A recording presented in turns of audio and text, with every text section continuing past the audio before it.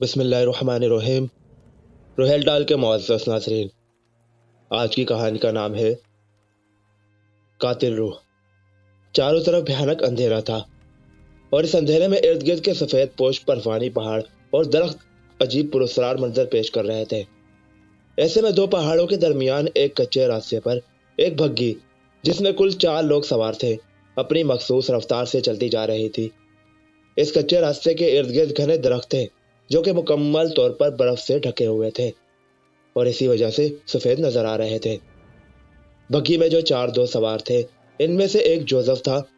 اس کی عمر 40 سال تھی، دوسرا چارلس جان تھا، اس کی عمر بھی لگ بھگ 40 سال ہی تھی، جبکہ چوتھی شخصیت مس ایڈرا تھی، جو کہ ایڈی جان کی گرل فرینڈ تھی۔ یہ چاروں دوست پاس والے گاؤں میں، جو کہ ان کے گاؤں سے 40 کلومیٹر کے فاصلے پر تھا، ایک تقریب میں شرکت کرنے گئے تھے۔ تمام دن اور رات تک تقریب میں شراب و شباب کے مزے لوٹنے کے بعد اب یہ رات کے 1 بجے واپس آ رہے تھے۔ ان سب کے میزبان مسٹر تھامسن نے انہیں روکا بھی تھا کہ راستے میں گھنا جنگل پڑتا ہے اور خطرناک جنگلی جانور ہے، اور دوسرا یہ کہ رات کا سفر ہے، لہٰذا انہیں صبح کا انتظار کرنا چاہیے۔ لیکن ان لوگوں نے مسٹر تھامسن کی بات پر غور نہیں کیا، بلکہ ان کی بات کی کوئی پرواہ ہی نہ کی۔ خاص کر ایڈی جان نے کہا کہ اسے جنگلی جانوروں سے ڈر نہیں لگتا، وہ تو چاہتا ہے کہ کوئی جانور اس کے سامنے آئے اور وہ اسے اپنی گولی کا نشانہ بنا دے۔ خیر، جب بگھی اچانک چلتے چلتے ایک جگہ رک گئی تو چارلس بگھی سے اترا اور بگھی کو کھینچنے والے گھوڑوں سے کہنے لگا، کیا بات ہے، کیوں رک گئے ہو؟ یہ گھوڑے شاید انسانی زبان سمجھتے تھے، جو چارلس کی بات سن کر ہنہنانے لگے۔ اچھا، تو تم لوگ شاید تھک گئے ہو، چلو کچھ دیر آرام کر لو، لیکن یاد رکھنا زیادہ دیر نہیں، چارلس نے کہا اور پھر بگھی میں بیٹھ گیا۔ چارلس، کیوں رکے ہیں گھوڑے؟ یہاں تو چاروں طرف جنگل ہے اور جنگلی جانوروں کا خطرہ بہت زیادہ ہے، جوزف نے سوال کیا۔ جوزف، تم ٹھیک کہہ رہے ہو، پر کیا کیا جائے، گھوڑے تھک گئے ہیں، اور شکر کرو کہ بگھی چاروں طرف سے بند ہے، ورنہ ہم لوگ سردی سے ہی مر جاتے ہیں۔ باہر بہت سردی ہے، اگر ہاتھ باہر نکالو تو خون جمتا ہوا محسوس ہوتا ہے، چارلس نے جواب دیا۔ تم لوگ خواہ مخواہ ڈر رہے ہو، مجھے جنگلی جانوروں سے کوئی خطرہ نہیں، میں انہیں ختم کرنا چاہتا ہوں، ایڈی نے اپنی رائفل دکھاتے ہوئے کہا۔ ایڈی، تم ابھی بچے ہو، تم نے ابھی کچھ نہیں دیکھا، تم نے تو شیر کی دھاڑ تک نہیں سنی، اگر کبھی سن لی تو خوف سے پینٹ گیلی ہو جائے گی، چارلس نے کہا، اور ایڈرا سمیت سب لوگ ایڈی پر ہنسنے لگے۔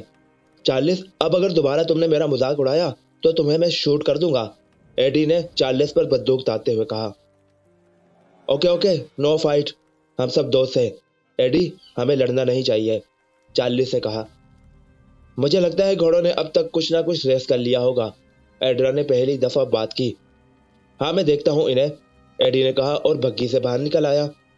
ابھی ایڈی مشکل سے باہر نکلا ہی تھا کہ اچانک تیز ہوا چلنے لگی اور آہستہ آہستہ آندھی میں بدلنے لگی، اور پھر دیکھتے ہی دیکھتے ہوا کافی تیز ہو گئی، درخت بری طرح جھولنے لگے اور خوش پتے پتنگوں کی طرح اڑنے لگے۔ بگھی کی چھت اتنی زور سے ہل رہی تھی جیسے ابھی اڑ جائے گی اور پوری بگھی الٹ جائے گی۔ ایڈی ابھی حالات کو سمجھنے کی کوشش کر رہا تھا کہ اچانک ہوا کا ایک جھونکا آیا اور ایڈی 3 فٹ دور جا گرا۔ وہ برفانی زمین پر کلابازیاں کھا رہا تھا۔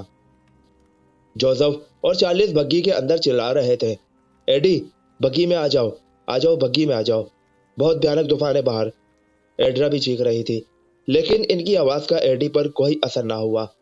ہوا تھی کہ تیز ہوتی جا رہی تھی، کونے ہنہرا رہے تھے، اتنے پر ایڈی زمین پر لہکتا ہوا بگھی تک پہنچا اور ایڈرا کی مدد سے اندر داخل ہو گیا۔ یہ سب کیا ہے چارلس؟ ایڈی نے ہکلاتے ہوئے کہا۔ ایڈی، گھوڑوں کی لگامیں کھینچو، یہ بہت بھیانک طوفان ہے، اگر ہم اس کی زد میں آ گئے تو بچ نہ سکیں گے، چارلس نے کہا۔ ابھی وہ یہی باتیں کر رہے تھے کہ اچانک انہیں دور سے کوئی آواز قریب آتی ہوئی سنائی دی۔ آواز لمحہ لمحہ قریب آ رہی تھی۔ یہ تو گھوڑوں کی ٹاپوں کی آواز ہے۔ گھوڑے کی ٹاپوں کی آواز بالکل قریب آ گئی تھی۔ جوزف، تم نے یہ بات محسوس کی کہ اب ہوا بھی قدرے کم ہو گئی ہے، چارلس نے کہا۔ ہاں، مجھے یہی بات پریشان کر رہی ہے، جوزف نے کہا۔ آواز بہت قریب آ گئی ہے، ہم لوگ دیکھتے ہیں یہ ہے کون، ایڈی نے کہا۔ ہاں چلو، چارلس نے کہا، اور چاروں نے بگھی میں بنی ہوئی چھوٹی سی کھڑکی سے سر باہر نکال لیے۔ تھوڑی دیر بعد انہیں دور سے ایک ادھیڑ عمر کا آدمی جو کافی صحت مند نظر آ رہا تھا، گھوڑے پر سوار ان کی طرف آتا دکھائی دیا۔ گھوڑا کافی تیزی سے ان کی طرف بڑھ رہا تھا کہ اچانک اس آدمی کا سر دھڑ سے غائب ہو گیا، لیکن گھوڑا اسی رفتار سے ان کی طرف بڑھتا رہا۔ گھوڑے پر اس آدمی کا سر اس طرح موجود تھا جیسے ایک سر سمیت انسان بیٹھتا ہے۔ ارے یہ چارلس، جوزف نے کہا۔ ہاں، یہ مجھے بھی کچھ سمجھ نہیں آ رہا، چارلس بولا۔ یہ منظر دیکھتے ہی ایڈرا کی چیخیں نکل گئی، جبکہ ایڈی حیران کن آنکھوں سے یہ سب دیکھ رہا تھا۔ جیسے ہی سر کٹا گھڑ سوار ان کے قریب آیا، ان سب نے اپنے سر اندر کر لیے اور خوف سے کانپنے لگے، لیکن ایڈی نے اپنا سر بگی کے اندر نہ کیا اور باہر نکال کر دیکھتا رہا۔ اتنے میں اچانک سر کٹے گھڑ سوار نے ایک تلوار میان سے نکالی اور ایڈی کی گردن پر وار کر دیا۔ خون کا فوارہ پھوٹ پڑا اور ایڈی کی گردن کٹ کر دور جا گری، لیکن سرکٹے قاتل نے کوئی پرواہ نہ کی۔ اس نے جلدی سے گھوڑے کو گھمایا اور تلوار کی نوک میں ایڈی کے سر کو پھنسا کر تیزی سے گھوڑا بھگاتا ہوا اپنے ساتھ لے گیا۔ اس کے گھوڑوں کی ٹاپوں کی آواز دور تک جوزف اور چارلس کو سنائی دیتی رہی۔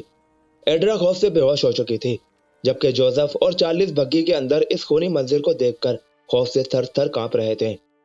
اب ہوا تھم گئی تھی، پتے جو پہلے اڑ رہے تھے اب اپنی جگہ پر ٹک گئے تھے، سب کچھ معمول پر آ گیا تھا اور ماحول بالکل پہلے کی طرح پرسکون ہو گیا تھا۔ ایڈی جان کی آخری رسومات ادا ہو رہی تھی جب سی بی آئی انسپکٹر جارج کوملے گاؤں میں پہنچا۔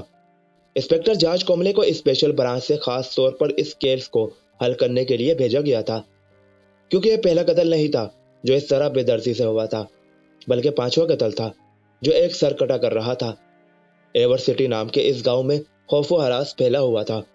لوگ شام کے بعد اکثر گھروں سے نہیں نکلتے تھے، لیکن اگر کوئی بھول کر بھی نکل جاتا تو وہ واپس آئے گا یا نہیں اس بات کی گارنٹی نہیں ہوتی تھی۔ لوگوں نے اپنی آنکھوں سے اس سرکٹے کو دیکھا تھا جو معصوم اور بے گناہ لوگوں کو موت کے گھاٹ اتار دیتا تھا اور ان کی گردنیں کاٹ کر سر تلوار کی نوک میں پھنسا کر اپنے ساتھ لے جاتا تھا۔ اس معاملے کو حل کرنے کے لیے مقامی پولیس نے کئی کوششیں کی، لیکن ناکام رہی۔ اس لیے اب اسپیشل برانچ انسپکٹر جارج کوملے کو بھیجا گیا تھا۔ انسپکٹر جارج کوملے نے مقتول ایڈی جان کی لاش پر سے کپڑا اٹھا کر دیکھا اور کافی دیر تک دیکھتا رہا۔ پھر اس نے اپنے بیگ سے ایک کیمرہ نکال کر اس کی تصویر لی اور لاش پر کپڑا دوبارہ ڈال دیا۔ تم میں سے کس کس نے سرکٹے کو دیکھا ہے؟ انسپکٹر نے ایڈی جان کی آخری رسومات میں آئے ہوئے چند لوگوں سے سوال کیا۔ انسپکٹر گاؤں کے جن لوگوں نے اسے دیکھا ہے ان میں سے زیادہ تر یہاں موجود ہے، بس چند ایک ہیں جو یہاں نہیں ہے، پر میں ان کو آپ سے ملوا دوں گا، ایک بوڑھے شخص نے کہا۔ اس کا نام ٹام بافلے تھا اور یہ ایور سٹی گاؤں کے بزرگ لوگوں میں سے تھا۔ مسٹر ایڈی جان جن کا قتل ہوا ہے ان کے ساتھ جو اور لوگ بکی میں تھے، کیا میں ان لوگوں سے مل سکتا ہوں؟ انسپکٹر نے کہا۔ جی ہاں، وہ تینوں یہی موجود ہیں۔ بوڑھے شخص نے چارلس، جوزف اور ایڈرا کی طرف اشارہ کیا جو ایک سائڈ پر سر جھکائے بیٹھے تھے۔ انسپکٹر جان نے ان تینوں سے کچھ سوال کیے اور پھر بوڑھے سے کہا، اس گھڑ سوار کا کھوج لگانے کے لیے مجھے یہیں رہنا ہوگا، آپ کے گاؤں میں۔ آپ اس طرح کریں کہ میرے رہنے کا انتظام کرتے ہیں، اب میں یہی رہوں گا۔ ٹھیک ہے، میں شام تک انتظام کر دوں گا۔ ابھی انسپکٹر صاحب آپ میرے ساتھ میرے گھر چل سکتے ہیں، ٹام بافلے نے کہا۔ اچانک ایڈرا بول پڑی، انکل ٹام بافلے، میرے گھر میں 2-3 کمرے فالتو ہیں اور اب جان ایڈی تو رہا نہیں، مجھے بہت ڈر لگے گا۔ اگر انسپکٹر جارج میرے گھر میں رہنا پسند کرے تو مجھے خوشی ہوگی اور میرا ڈر بھی کم ہو جائے گا۔ انسپکٹر آپ کو کوئی اعتراض تو نہیں؟ بوڑھے ٹام بافلے نے انسپکٹر سے کہا۔ نہیں، مجھے کیا اعتراض ہو سکتا ہے، مجھے تو بس رہائش چاہیے، مجھے اور کوئی مطلب نہیں کسی سے، انسپکٹر جارج نے کندھے اچکاتے ہوئے کہا۔ تو ٹھیک ہے، آپ میرے ساتھ چلیں انسپکٹر، ایڈرا نے انسپکٹر جارج سے کہا اور ایک طرف چلنے لگی۔ تمہیں کیا لگتا ہے ڈیوڈ، یہ نیا انسپکٹر اس گھڑ سوار کا پتہ لگا لے گا؟ ایڈرا اور انسپکٹر کے جانے کے بعد وہاں پر کھڑے ایک ادھیڑ عمر شخص نے ڈیوڈ سے کہا۔ ہاں شاید کرے، لگتا تو کافی چالاک ہے۔ مجھے بالکل نہیں لگتا کہ یہ اس سرکٹے کا پتہ چلا لے گا، دیکھو آتے ہی لڑکی کے ساتھ چپک گیا ہے، مجھے اس سے کوئی امید نہیں، وہ ادھیڑ عمر شخص طنز کرتے ہوئے بولا۔ چلو پتہ لگ ہی جائے گا، فکر نہ کرو تم، ڈیوڈ نے جواب دیا اور پھر وہ دونوں وہاں سے ایک طرف کو چل نکلے۔ انسپکٹر جارج ایڈرا کے ساتھ چہل قدمی کر رہا تھا۔ وہ دونوں باتیں کرتے کرتے کافی دور جنگل کی طرف نکل آئے تھے۔ انسپکٹر کو ایور سٹی آئے ہوئے تقریباً 1 ہفتہ ہو گیا تھا، لیکن اس 1 ہفتے میں کوئی ایسا غیر معمولی واقعہ نہیں ہوا تھا جس سے اسے کوئی ایسا نقطہ ملتا جس سے اس سرکٹے کے بارے میں پتہ چلایا جا سکتا تھا۔ انسپکٹر نے اس 1 ہفتے میں अपने तौर पर तमाम कोशिशें की और आधी आधी रात तक जंगल में घूमता रहा कि शायद इसे वो सरकटा कातिल कहीं नजर आ जाए, लेकिन इसे कोई कामयाबी ना हासिल हो सकी। इसने गांव के तमाम लोगों से भी मालूमात हासिल की थी। लोगों का कहना था कि वो सरकटा कातिल जंगल की जानिब से घोड़ा दौड़ाता हुआ आता है। इसके हाथ में एक तेज धार चमकीली तलवार होती है। वो सर काट कर दूर फेंक देता है। इसके बाद तलवार की नोक में वो कटा हुआ सर फंसाकर जंगल की तरफ घोड़ा दौड़ाते हुए गायब हो जाता है। इंस्पेक्टर और एड्रा को एक ही घर में रहते हुए हफ्ता हो गया था और यही वजह थी कि दोनों एक दूसरे से काफी मानूस हो गए थे। इंस्पेक्टर तो बहुत कम बातें करता था, लेकिन एड्रा बहुत ज्यादा बोलती और इंस्पेक्टर को अपने बारे में बताती और इसके बारे में पूछती। इसे इंस्पेक्टर अच्छा लगने लगा था। इंस्पेक्टर भी एड्रा में दिलचस्पी लेने लगा था, लेकिन इसे अपने मिशन की फिक्र भी थी। वो चाहता था कि जल्द से जल्द इस घुड़सवार सरकटे को पकड़कर इसे अंजाम तक पहुंचा दे और फिर एड्रा को अपने साथ ले जाए। जॉर्ज, हम काफी दूर आ गए हैं, शाम हो रही है, चलो वापिस चलते हैं, एड्रा ने कहा। अरे, तुम्हें तो डर लग रहा है और अभी तो मेरा दिल कह रहा है कि बहुत आगे तक चला जाए, जंगल के बीच तक, जॉर्ज ने मुस्कुराते हुए कहा। नहीं जॉर्ज, मुझे वाकई डर लग रहा है, आगे फिर कभी चलेंगे, एड्रा ने घबराते हुए कहा। फिक्र मत करो, मैं तुम्हारे साथ हूं, तुम्हें मुझ पर भरोसा नहीं है क्या? नहीं, वो बात नहीं, अभी एड्रा ने जवाब दिया ही था कि अचानक दूर से घोड़ों की टापों की आवाज आने लगी। आवाज लम्हा बलम्हा करीब आ रही थी। जॉर्ज, जॉर्ज भागो यहाँ से, वही घुड़सवार, वही घोड़ों की टापों की आवाज, एड्रा ने जैसे चीखते हुए कहा। क्या क्या कह रही हो तुम? जॉर्ज ने कहा। जॉर्ज, ये वही सरकटा कातिल है, मुझे बचाओ प्लीज, चलो यहाँ से, एड्रा ने शोर मचाया। अरे, अगर वो यहाँ आ रहा है तो आने दो, मुझे तो वैसे भी इसकी तलाश थी, आज मैं इसे गिरफ्तार कर लूंगा या फिर खत्म कर दूंगा, जॉर्ज ने कहा। इतने में अचानक तेज हवा चलने लगी और जमीन पर पड़े पत्ते उड़ने लगे, दरख्त झूलने लगे और देखते ही देखते तूफान का समा बन गया। घोड़ों की टापों की आवाज बिल्कुल करीब आ गई थी। जॉर्ज, वो मार देगा हमें, भागो भागो यहाँ से, जल्दी करो, एड्रा चिल्ला चिल्ला कर इंस्पेक्टर जॉर्ज से कह रही थी। चुप करो तुम, मुझे इसे पकड़ना है, तुमको जाना है तो चली जाओ यहाँ से, इंस्पेक्टर ने कहा। इतने में अचानक इसे दरख्तों के झुंड में से एक घोड़ा, जिसका सफेद रंग था, निकलता हुआ दिखाई दिया। इसके ऊपर एक अधेड़ उम्र शख्स बैठा हुआ था। घोड़ा तेजी से इंस्पेक्टर की तरफ बढ़ रहा था कि अचानक घुड़सवार का सर अपने धड़ से जुदा हो गया और दूर जा गिरा। इसके सर और धड़ दोनों से खून फुआरे की तरह बह रहा था, लेकिन हैरत की बात यह थी कि धड़ सर के बगैर घोड़े पर ही मौजूद था। अचानक सरकटे ने अपनी म्यान से एक तेज धार चमकीली तलवार निकाल ली और लहराता हुआ इंस्पेक्टर की तरफ बढ़ा। इस दौरान एड्रा झाड़ियों के पीछे छुप गई थी। सरकटे ने जैसे ही इंस्पेक्टर की गर्दन पर तलवार से वार किया, इंस्पेक्टर, जो पहले से होशियार था, फौरन नीचे झुका और सरकटे कातिल का वार खाली दिया। सरकटे ने कुछ दूर जाकर घोड़े को दोबारा मोड़ा और तेजी से इंस्पेक्टर की तरफ लपका, लेकिन इससे पहले कि वो इंस्पेक्टर जॉर्ज पर हमला करता, इंस्पेक्टर जॉर्ज ने इस पर गोली चला दी और यक के बाद दीगरे कहीं फायर कर दिए। इंस्पेक्टर सरकटे के करीब आया और इसे देखने लगा। इसका जिस्म स्याह था, सर के बाल ऐसे थे जैसे कांटे उगे हुए हों। ऐसा लग रहा था जैसे वो सदियों से नहाया नहीं है, जिसकी वजह से इसके जिस्म पर काले धब्बे और दाने निकल आए थे।